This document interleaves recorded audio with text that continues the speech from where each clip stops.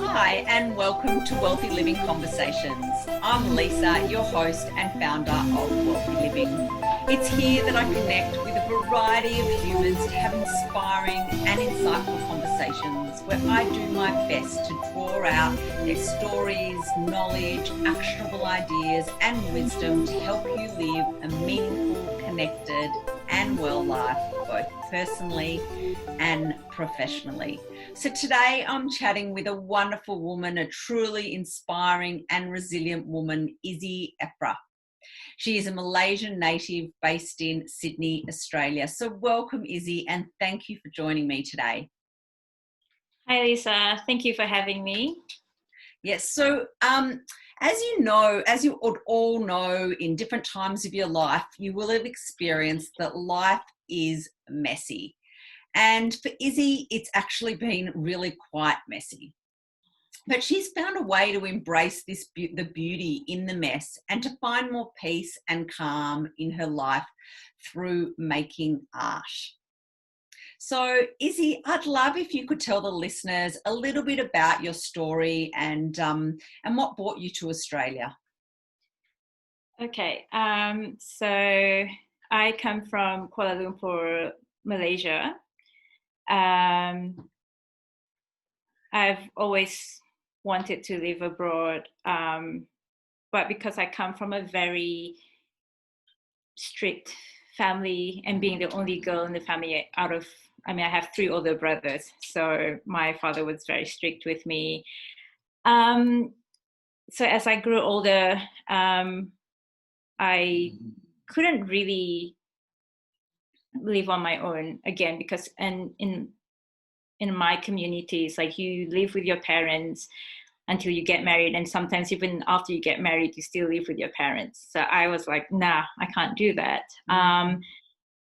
And then years went by. My mother passed away in 2007, and it was then that I thought of, my chances of going abroad it's over. And then my father got married again. He remarried, and it was then I decided, oh, okay, it's time for me to move somewhere. And I did. So I moved to Cape Town and lived there for about a few years. And then I went back to Malaysia for about 2 years. And then I moved to Sydney. It's a bit about my background. I have some pretty traumatic events happen to me from the age of about 7 and up to about 30 plus. And there are many, many different events that happened to me. And I didn't remember most of them until I actually came to Sydney, which was when I started seeing a therapist. And it was through the therapist that I was diagnosed with complex post-traumatic stress disorder and extreme anxiety due to all the trauma.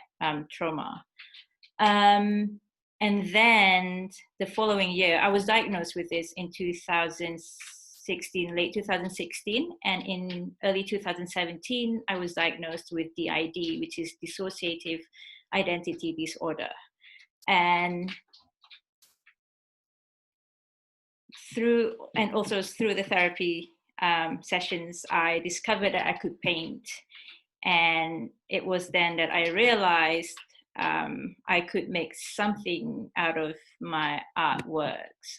So that's how I started painting, and what led me to move to basically my traumas are the reason why I'm in Australia. Like, I just can't see myself living in Malaysia anymore because of what happened to me.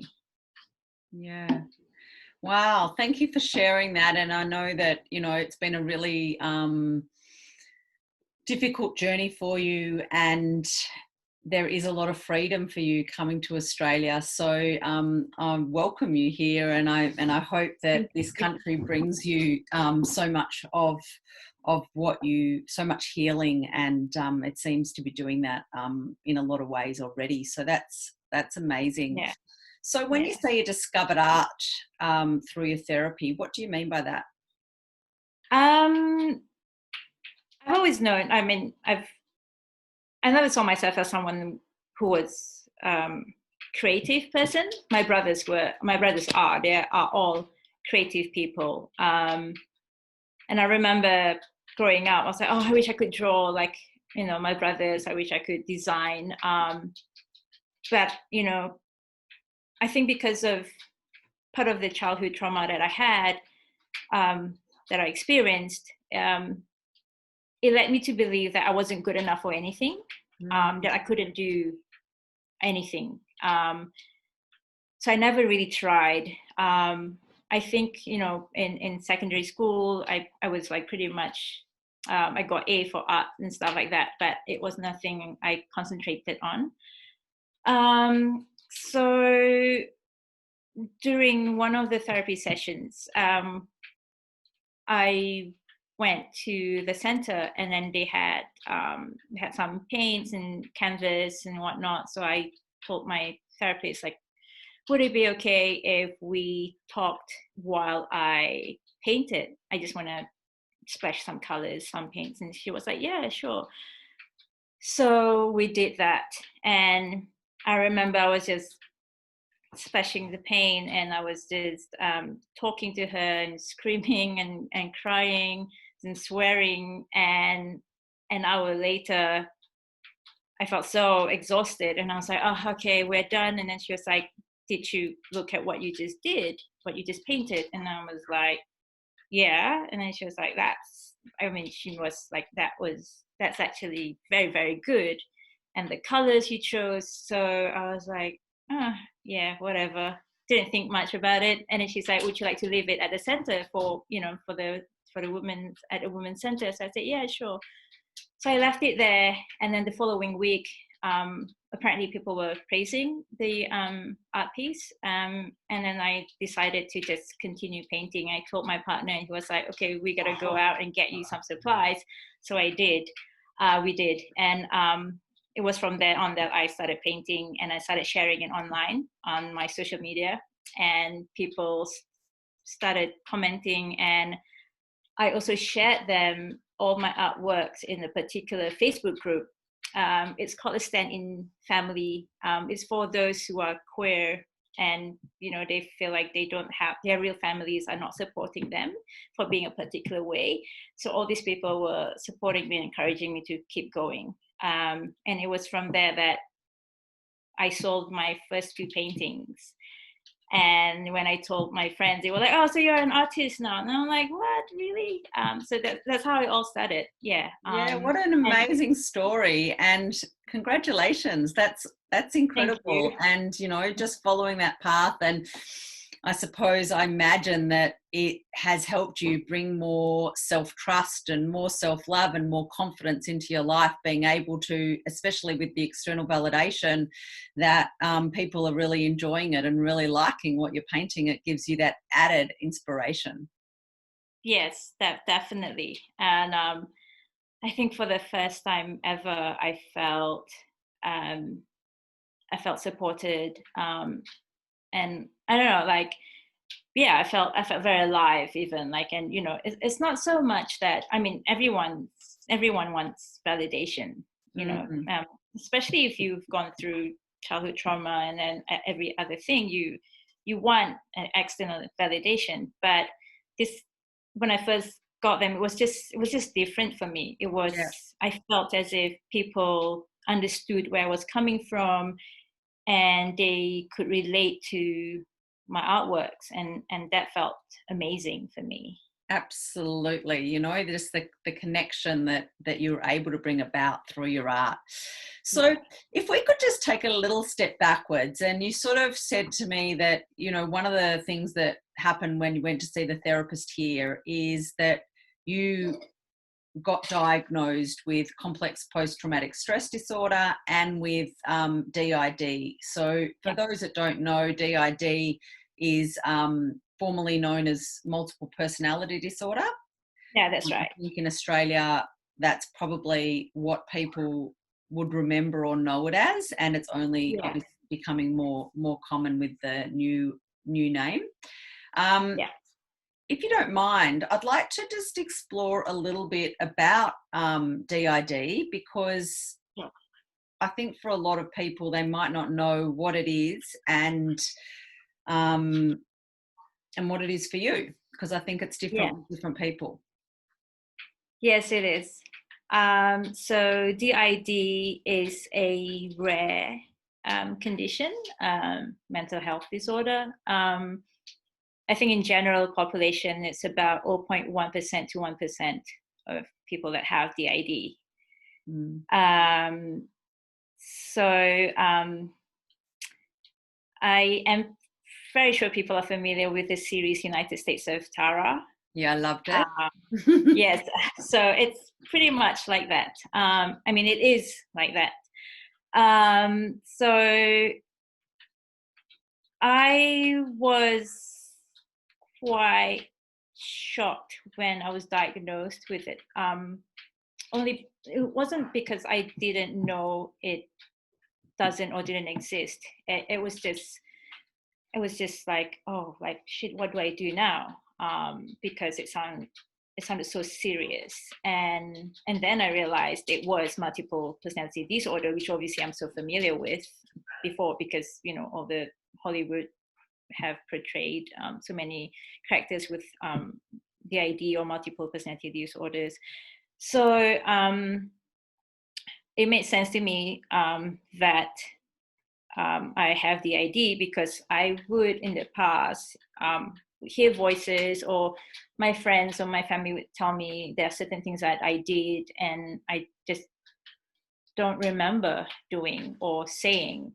And then I would talk to my therapist about it. And then after, I think, like I said, like few months after therapy, she told me that I have DID, and then she explained to me what it is. And then I was like, oh, okay, so I have autism. And I think because I'm in Australia, I feel safe here. I don't feel threatened by any of the abusers. My autism started coming out, like they started introducing themselves to me. At the moment, as far as I know, I have 3 autists. And autists are parts of you. They're all parts of me, different parts of me, and they all have their own characteristics, their preferences, food preferences, beverages, movies, music genre. They're all very different, and they are also of different ages. It's quite it can be fun. Yeah. But sometimes it can be quite exhausting as well, because I switch. Whenever we switch, it's always tiring. I will feel a bit dizzy, and if a person knows me very well, he or she can tell when there was a switch or there is a switch. But yeah, I don't see it as a disability, or in a way of me having a life that works, because collectively we work together. When I'm feeling out of it, when I'm feeling down and I just don't feel like doing anything, one of them would come out and take over, just so that there are certain things that are done for the day. And when I go out, and there were times that I didn't feel very safe, I felt as if I was being followed, and that's what CPTSD is. You're constantly having all these triggers. So one of them would take over and just tell me, like, don't worry, you're safe, we're here, we're gonna walk with you. So they will get me from point A to point B safely. And it's like we take care of each other. But again, like I said, it can be exhausting, and at times I feel as if I'm going insane. and the fact that sometimes sometimes I hear other voices and I keep thinking, oh man, are there more authors that I'm not aware of, or they're slowly introducing themselves to me, that kind of thing. But I read a lot. I'm part of a DID community, and I don't feel alone anymore. I mean, given that I have 3 authors, I'm never alone actually. But with the community, I have people I can talk to that really understand where I'm coming from and what's happening and what I'm going through. So would you say then, thank you, that's a really enlightening explanation, and it really gives and feels like, I think it makes us all feel like, oh, maybe I've got it too. Yeah. But Well, obviously you it don't. is I like mean, that. we've all got different parts of ourselves and different Yeah. voices in our head that, that Yeah. want to protect us. But the difference with this is that you disassociate. Yeah, I dissociate. Yeah. Yeah, so that's a big difference. So if you're listening and thinking, oh, maybe you've got it, there is that aspect to it, of the disassociation. So it sounds like it's, in a lot of ways, people that have DID, it's just like a creative way to deal with the unbearable pain. Yeah, pretty much, yes. Yeah, I would say so. I talked to a few other people with DID from all over the world, and it's not always the same for each person with DID. And people would say that integration is not the thing that you want at the end of the day, because for some people with DID, integrating with their authors just don't work. But for myself, I need that integration for my life to work, for me to move forward. Yeah. Because if I don't, I have moments in the past where I didn't want to integrate because I felt as if they were actually sabotaging my plans or even my life. But that made it worse for me not to integrate with them, or at least work with one of them, for me to move forward. So yeah, if you were to speak to other people with the ID, they might have a different idea. They might feel differently, but this is what works for me, which is to integrate with the authors or with one of them, or at least know that they're gonna help me when I don't feel like doing anything. Yeah. And so do you think then that your diagnosis of both the complex post-traumatic stress disorder and of the DID has helped you? Has the labels actually helped you? They have actually.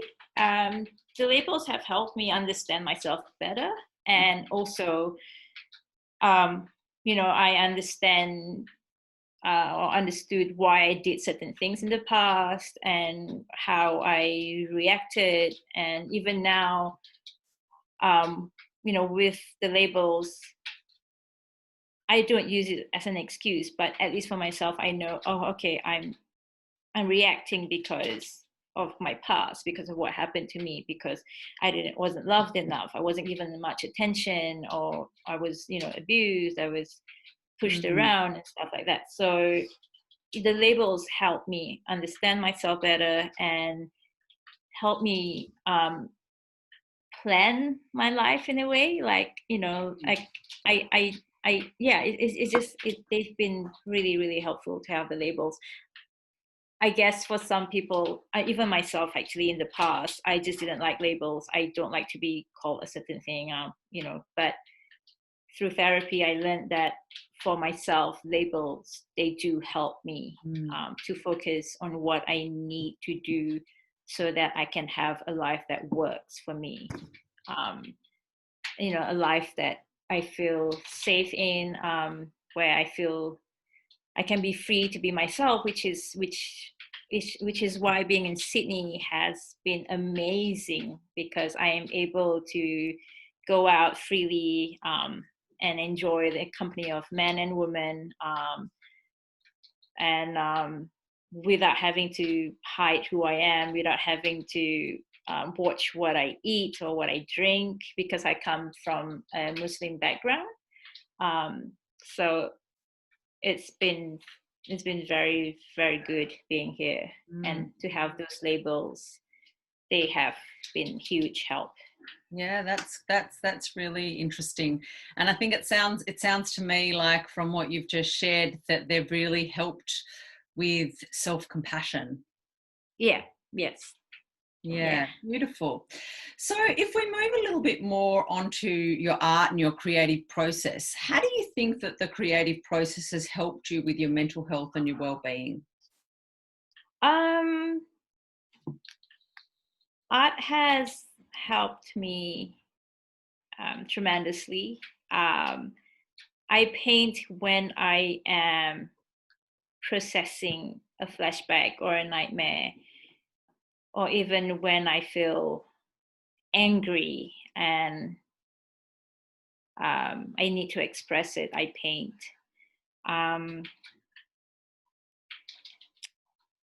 Instead of smashing plates or glasses in the flat, I'm like, oh, okay, I'm gonna take out my canvas and just start splashing paint. And then after that, I feel a lot better. It just it's a way for me to express myself where I feel safe, and my alters are able to do it as well. So yeah, it's all about just processing my feelings, my emotions, and just letting it all out without harming anyone else around me. So yeah. So brilliant. So it's like a really beautiful healing process, and it sounds like it allows you to embrace those shadow parts or those dark bits about yourself as well. Yeah. Yes, definitely. Yeah. So my artworks, definitely not for everyone, because some of them can be very dark. Yeah. Do you think that it's helped you and given you insight into your condition? Yeah, definitely. Yeah, it has. Yeah. Yeah. So, art is something that is unique, and every artist brings a piece of their heart and a piece of their soul to each artwork. Yeah.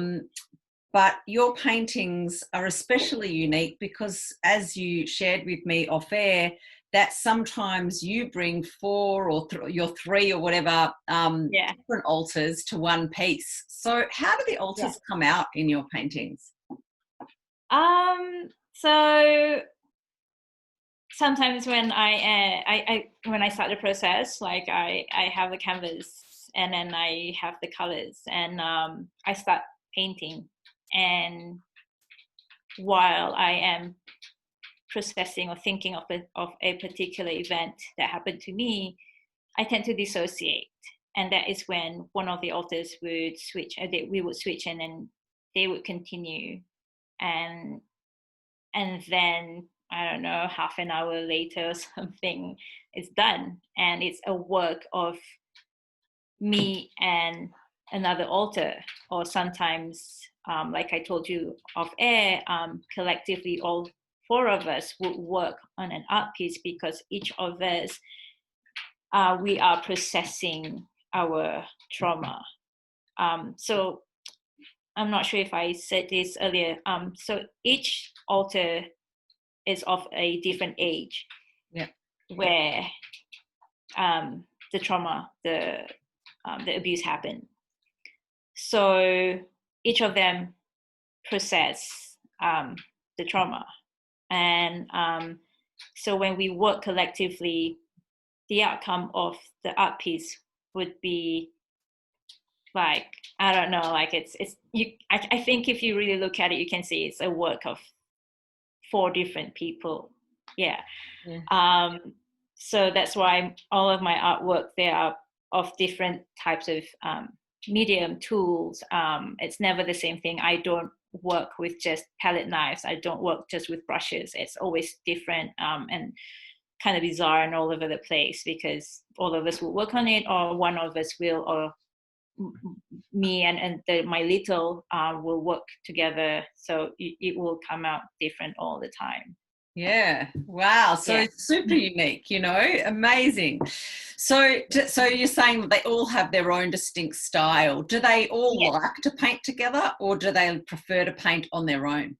Do their own thing? Um, one of them, she likes to paint on her own most of the time. So I do let her. But work,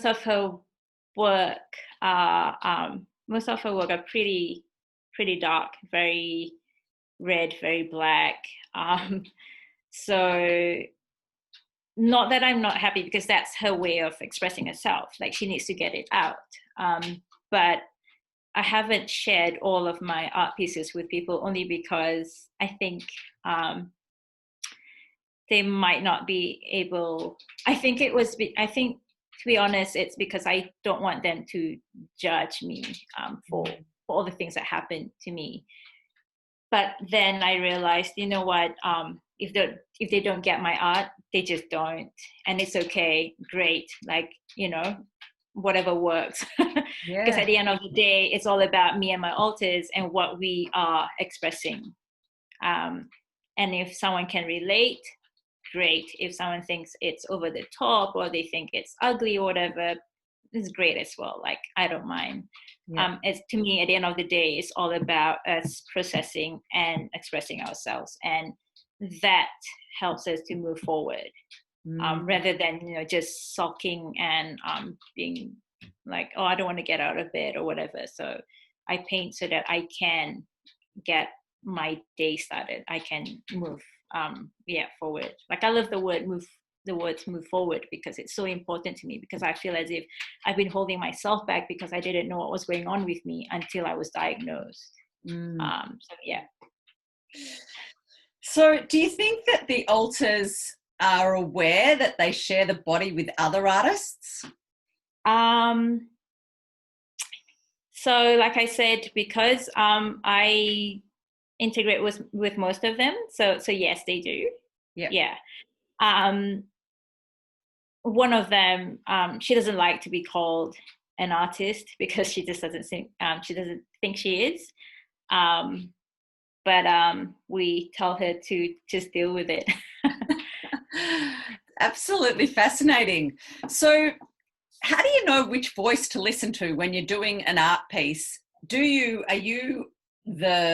Is it like you're possibly the primary and you have the different voices, or do you completely embody and transition into the other alters? How do I? Again, it's not. This is not something that I think all people with DID do, or I think some of them do. I do know how to, when I don't dissociate, like, I know that I just need to listen to my voice. So I would just somewhat block them out, and just paint, because, I mean, sometimes I do want to create an art piece that is mine, what I'm going through. So in order to do that, I can't have them saying anything or talking to me.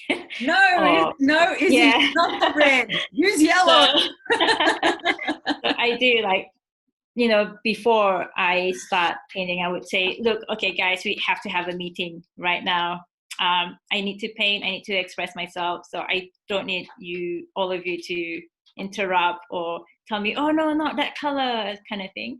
So I do block them out, and I just for half an hour or whatever, I'm just by myself. And when we switch and they take over, they can do the same. But I'm constantly in the back seat, kind of watching, but I can't really say anything. It's also because, out of respect, I want them to also be able to feel safe and express themselves and do whatever they want. So yeah, I am able to just, like, okay, guys, like, please stop. Like, I just need to do this by myself. But there are times when you're switching, you do, like, when I dissociate, if you look at me and if you are really paying attention, and you can actually see when I am dissociating and there's a switch, like my partner, he's very, very observant, and he knows, like, I'll be sitting with him, and like 10 minutes we were talking, and then suddenly he would say, "Oh, hi," and he knows that it's another alter that has come out. And then they start having conversation, they start doing things together, cooking or whatever, and then all of a sudden I'm back again, and he was like, "Oh, so you're back." Yeah. So yeah, I do kind of feel like, okay, dissociating, and then I can feel like someone else is just transitioning or taking over. Yeah. So what are their names? Do they have names? Yes, they do. So that is Stella. She's 26. And then there's my little Tia. She's 7. And she recently wanted to turn 9. So she's actually 9 now. She decides that she wants to be 9. And then there's Avery, who is 15. And Avery is a recent alter that introduced herself to me, I think about a couple of months ago. Yeah. She has always been there, but she just decided to come out and introduce herself to us. Yeah. Amazing. So as far as I know, there are 3 of us. Yeah. Yeah, fascinating. So when we go to this incredible exhibition of yours that you're going to have one day, there's going to be paintings signed by Izzy, paintings signed by my little, paintings signed by Stella, by what was the last one? Tia, Avery, Stella. Yeah. Avery. And then some signed by 4. So incredible. You can have a whole exhibition, a whole gallery filled with your artwork, but by 4 different artists. Incredible. Yeah. Amazing. What a gift. So how is what has painting opened up for you?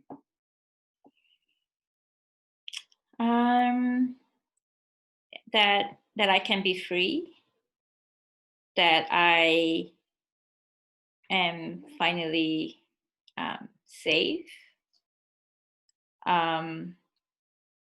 It has also opened up an opportunity for me to introduce myself as an artist, and just, let people know that even though I have CPTSD, I have DID, I am still able to function.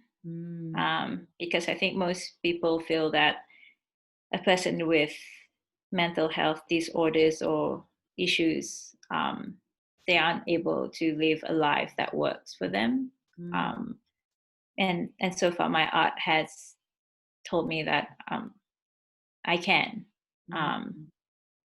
And yes, it's really something I want people to know about. Yeah. How beautiful. So at what point did making art turn from hobby to business? At a point when I shared my artworks in that group that I told you earlier. And then after that, people have been asking more and more about my artworks and other stuff I've done. And then I said, okay, maybe I should promote myself. And so my partner created a website for me, and through the website, I've introduced myself on social media and whatnot. But then I also realized I want to create art because I want to express myself. I don't want to create a particular thing just to sell. I want people to buy my art because they can relate to it or they see something in it. So yeah, that's what my art has been for me. That's Yeah, how I started selling them. yeah, beautiful. So you're a true artist of the spirit. That's what they say. So what does success mean to you? What does success mean? Cool. Don't know. Just being here after all that I've gone through, and being able to express myself and do something I'm very passionate about. And I don't know, just for me at this moment, just being here, being free, is a huge success. And being able to do things my way instead of what society or community wants me to do back home. For me, that's it. That's a success. Beautiful. Absolutely beautiful. And I think that the world receives such a gift from you when you do achieve that success of just being yourself and giving other people permission to do the same. So that's beautiful. So what, that probably leads on to then what message you want people to gain from your paintings. What do you want your paintings to represent?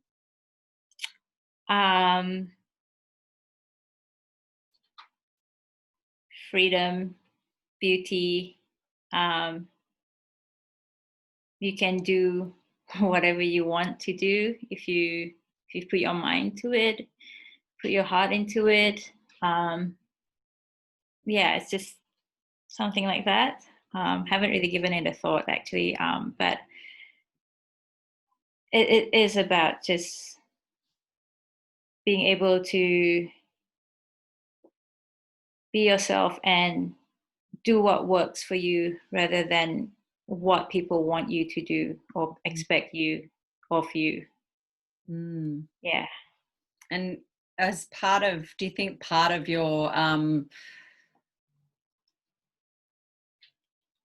message in being an artist is also in kind of a different way, maybe sharing and informing people about DID and sort of giving people, like today, you've really shared so much fascinating information, which I'm sure people have gained insight and understanding about DID that little bit more.